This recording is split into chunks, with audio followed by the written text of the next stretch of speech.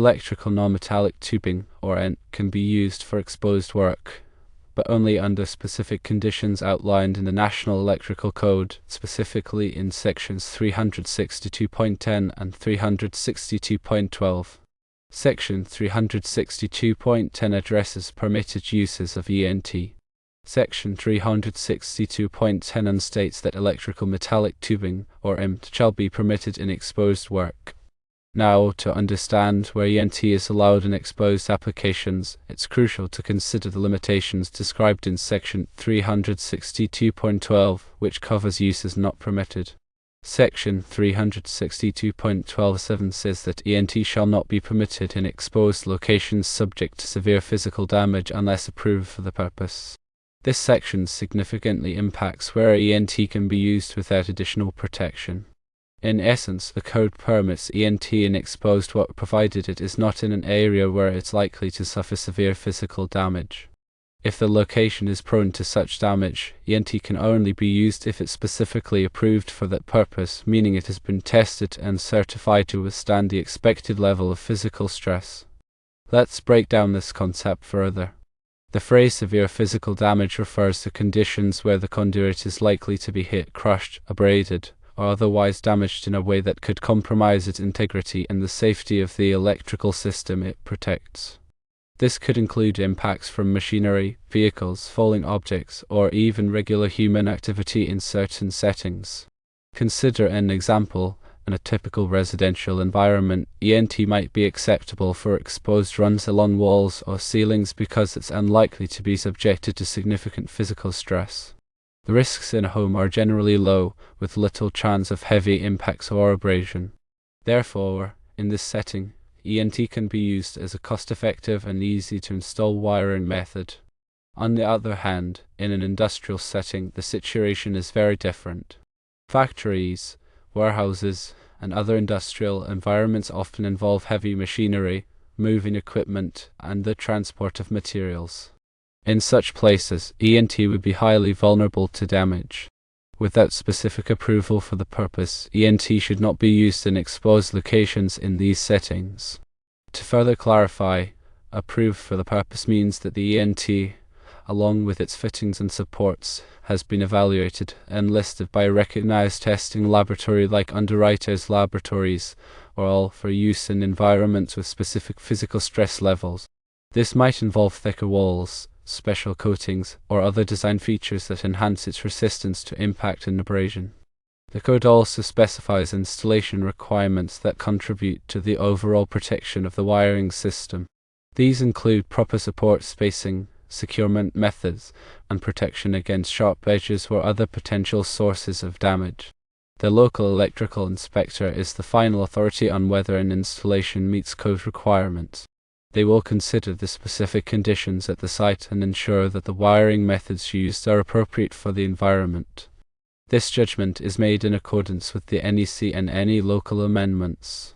Now, let's consider some additional scenarios where the use of ENT might be questionable or require special consideration. Firstly, in agricultural buildings, such as barns and stables, ENT may be exposed to corrosive substances, such as ammonia and other chemicals.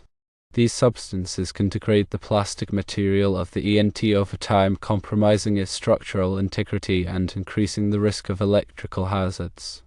In such environments, it's essential to use conduit materials that are specifically listed for use in corrosive environments, such as PVC-coated rigid metal conduit or stainless steel conduit. Secondly, in commercial garages and service stations, ENT may be exposed to gasoline, oil, and other flammable liquids.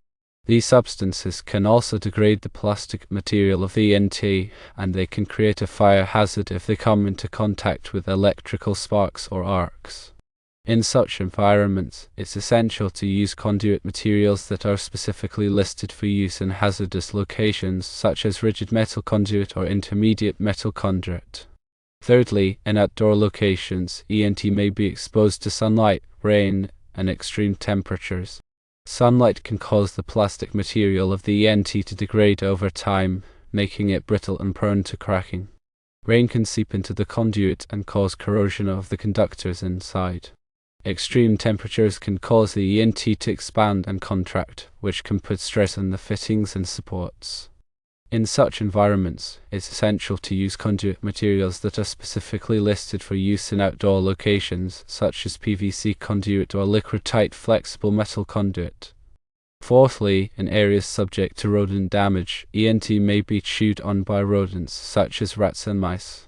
Rodents can damage the plastic material of the ENT, exposing the conductors inside and creating a shock hazard. In such environments, it's essential to use conduit materials that are resistant to rodent damage, such as rigid metal conduit or intermediate metal conduit. The decision to use ENT in exposed work requires careful consideration of the specific environmental conditions and the potential for physical damage. If there is any doubt about whether ENT is suitable for a particular application, it's always best to consult with a qualified electrical contractor or engineer. They can assess the risks and recommend the appropriate wiring method for the situation. Remember that the primary goal of the NEC is to ensure the safety of people and property from electrical hazards. By following the code requirements and using appropriate wiring methods, we can help to prevent electrical fires, shocks, and other accidents. In addition to the general requirements for ENT, there are also some specific requirements for its installation. Firstly, ENT must be supported at intervals not exceeding 3 feet. This helps to prevent the conduit from sagging or becoming damaged. Secondly, ENT must be securely fastened to boxes, fittings, and other equipment. This helps to ensure that the conduit is properly grounded and that it will not come loose in the event of a short circuit. Thirdly, ENT must be protected from physical damage where it passes through walls, floors, or ceilings. This can be accomplished by using a metal sleeve or other approved means. Fourthly, ENT must be installed in a neat and workmanlike manner. This means that the conduit should be run in a straight line, with all fittings properly tightened. It also means that the conduit should be free from sharp bends or kinks.